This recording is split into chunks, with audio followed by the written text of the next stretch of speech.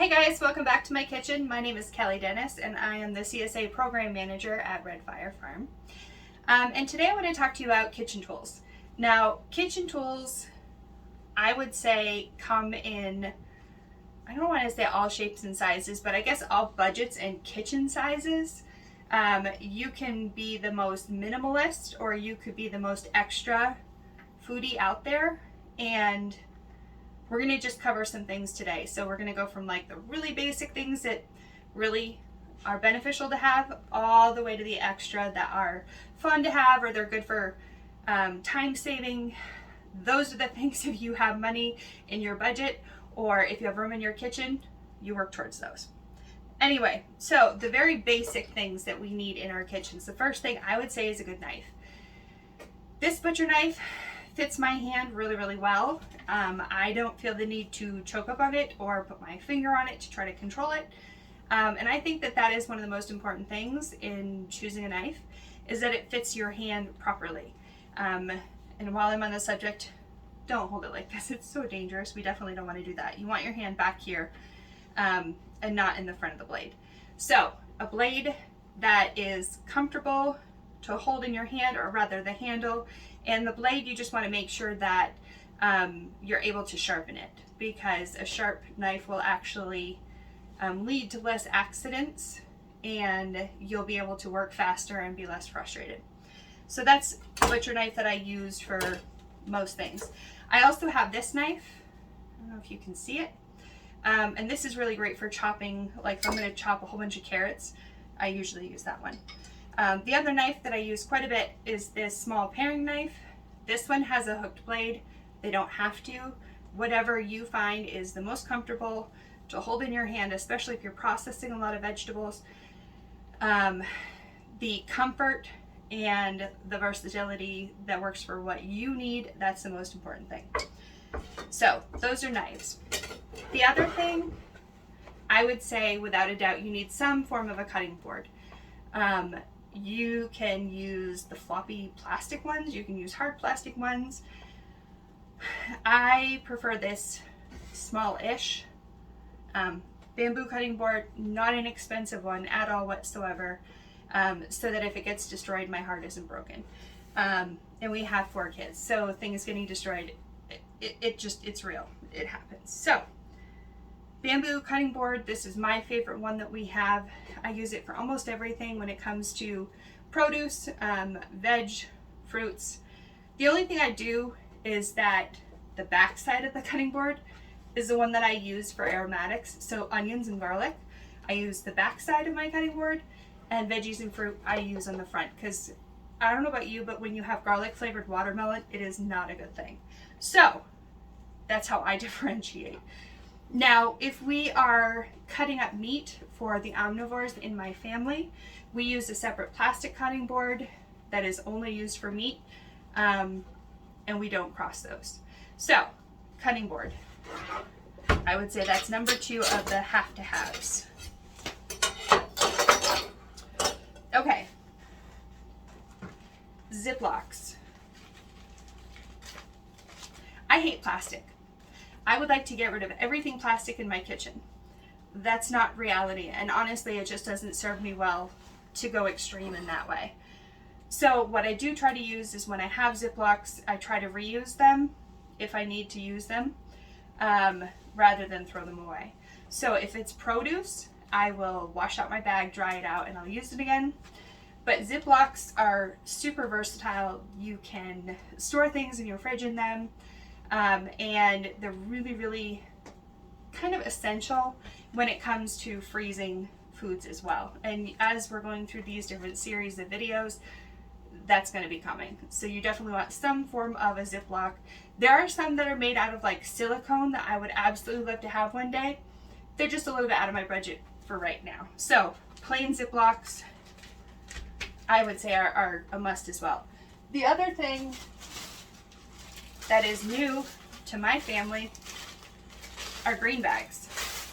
They are Debbie Meyer green bags, and they are made of some form of polymer that actually absorbs the ethylene that is produced by vegetables, and so they don't go bad as fast. supposedly you can put bananas in these babies and they will stay good for like 10 days, still stay yellow and they don't turn brown. I have yet to try the bananas. I've been using them for my greens and that has been a huge success. So I'm not one to try to push people to buy things. These are pretty cool though. So Ziplocs, green bags, super great to have. Okay, again, we're going basics here. Ice cube trays. They are, I would say, pretty essential in the kitchen. So obviously you can make ice with them as they're originally intended. You can put fruit in them that you can put in your water later.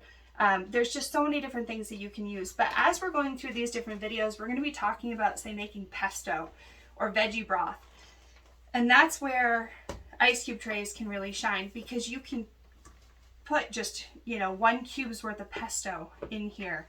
Let it freeze. Well, actually, rather, you'd be filling all of them. Let them freeze, pop them out into a Ziploc. And then when you take them out of the freezer, you can just take out what you need at that time for that meal. So ice cube trays are super versatile. I definitely think that they're a really great thing to have. And I would say under the very basics as well. Okay, again, we're going basic. So another thing that I would say is a very basic need to have in the kitchen would be a good colander. Now, we have used plastic colanders in my life, in my home. They don't normally last because they inevitably get broken. So I would say a stainless colander is ideal. And again, I don't love plastic, so stainless is better in my book. This is where this comes in. And rinsing veggies, straining your greens once you've washed them. This is a great thing to have. And then obviously if you're having pastas and things like that, it's pretty much a have to have in the kitchen. This would be my next have to have in the kitchen, is a sheet pan.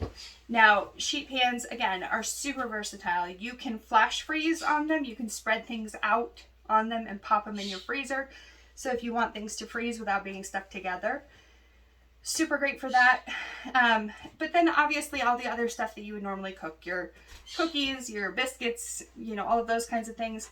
For myself, the things that I love the most is when you can make a sheet pan meal. And basically you put your meat on one side and then you can load up whatever veggies you want for that meal on the other and pop them all in the oven at the same time. One pan, one thing to wash, good stuff. So, and again, I choose stainless whenever I can for longevity and just not having added stuff that might end up in my food. So again, these are basics, I would say so far, that everyone should have. You don't have to have a stainless pan. If you have nonstick, more power to you, whatever you want for your family.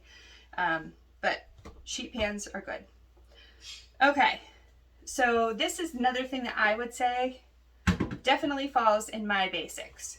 Now, what I'm going to talk about next is actually skillets. And skillets can be made of so many different things. My personal favorite is cast iron. I have a million cast iron pieces. My children laugh at me. And anytime I go to a flea market or a tag sale or anywhere like that, I'm always on the lookout for cast iron because I absolutely love it. I love the longevity of it.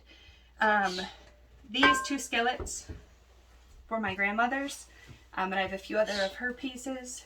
And the fact that my gram cooked on them for 60 years and I've had them for another 10, and they're totally functional.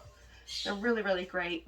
And when they're seasoned well, they're non-stick. So skillets, cast iron is great. If you don't want them to be cast iron, that's fine too. If you want non-stick, if you want that in your world, totally go for it. No judgment at all. Do your thing, whatever works for you. So the next thing that I would say, and this I guess is where we start to deviate from very, very basics that pretty much everybody already has in the kitchen, And this is where I would say that these are like starting to go into a mid zone of not just basic and totally like top of the line. So these are canning jars. Now there are other sizes other than these three. This is a half gallon, a quart, and a pint. We have other ones that are even smaller than this. I love my canning jars. I do canning in the summer, but on top of that, they're really, really great for food storage. They take up less space in my refrigerator, and I like that. And I like the fact that it's glass and it's easy to reuse. I just wash them and I can start using them again. The other thing is, in all honesty, I use them for drinking glasses as well. So maybe not this one. This might be a little bit too much, but absolutely these two I use for drinking glasses as well. But food storage, salad in a jar, like there's just so many different things that you can do with canning jars.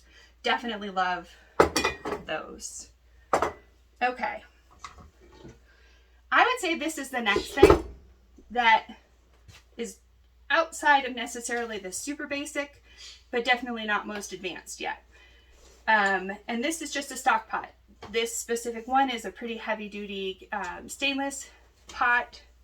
And this is something I would use on a pretty regular basis to make soups, or if I'm going to blanch veggies, or if I'm going to be cooking up a big pot of something, I would use something along these lines. So when you're making vegetable broth, you really need a stock pot. If you're going to be blanching your veg, whatever it might be, a stock pot of some sort and size is definitely something you want.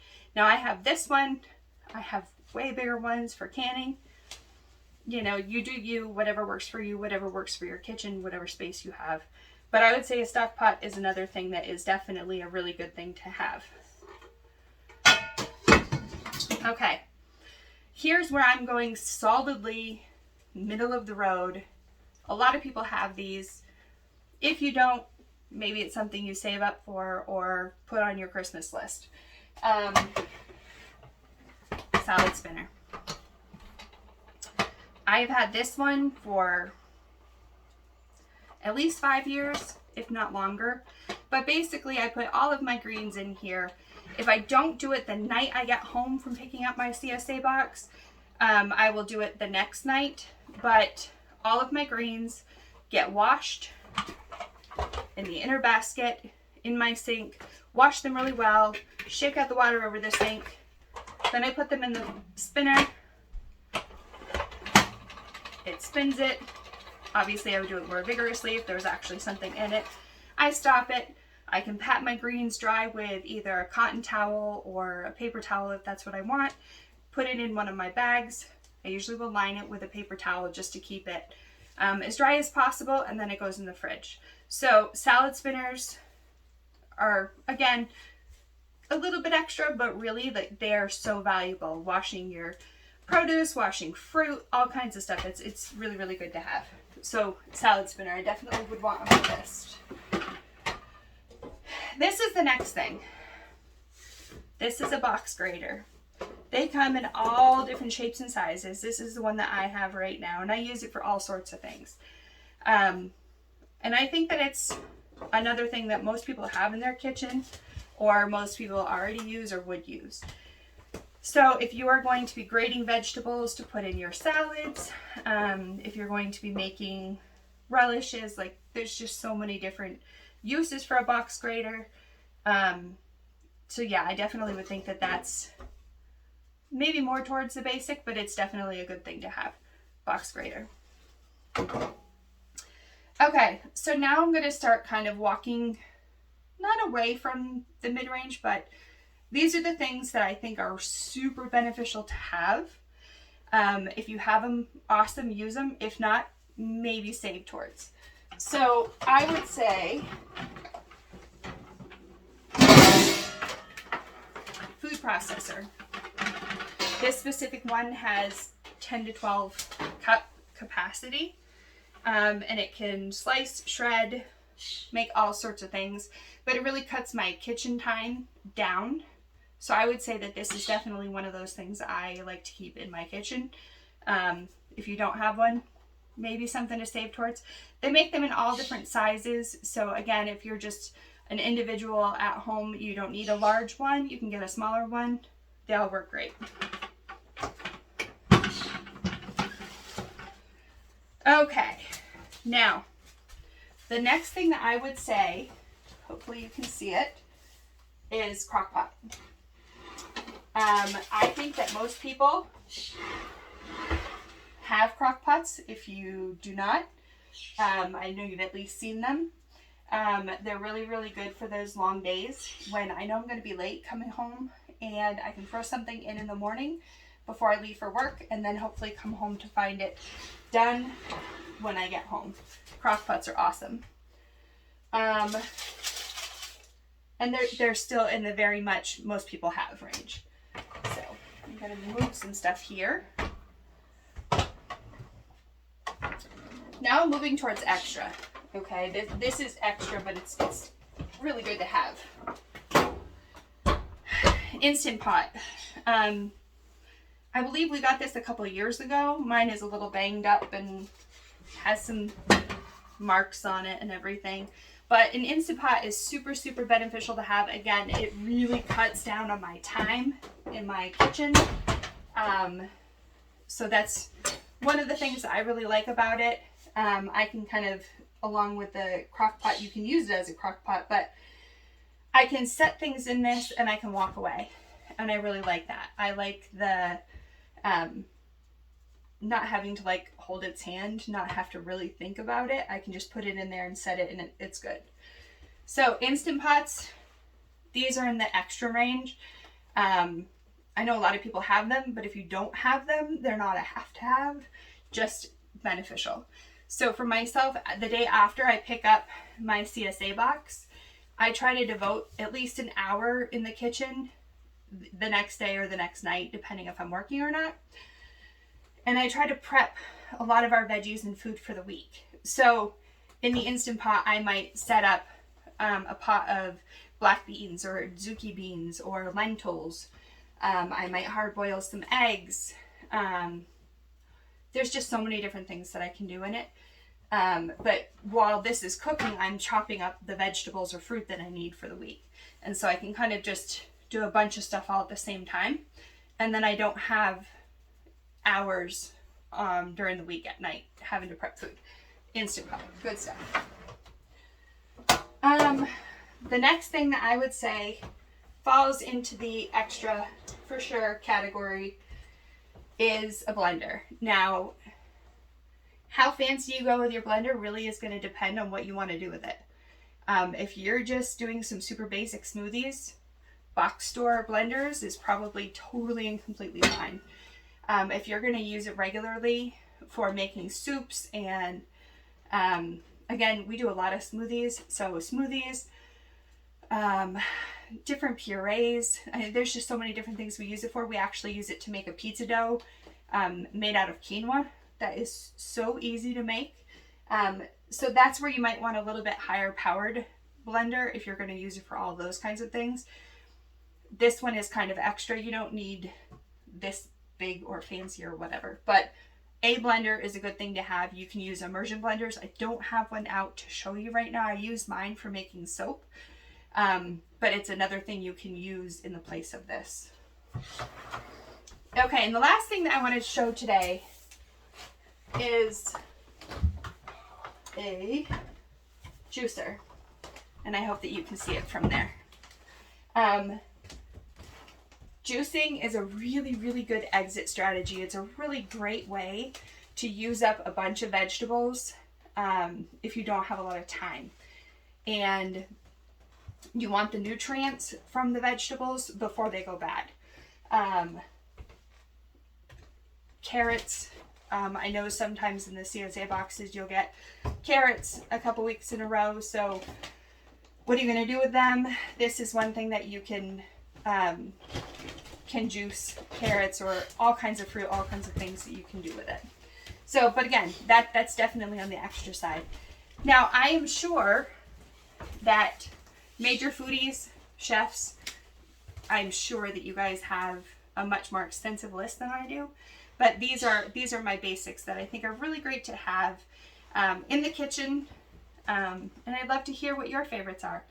And if you have any questions about how to use anything, let me know. Thank you guys.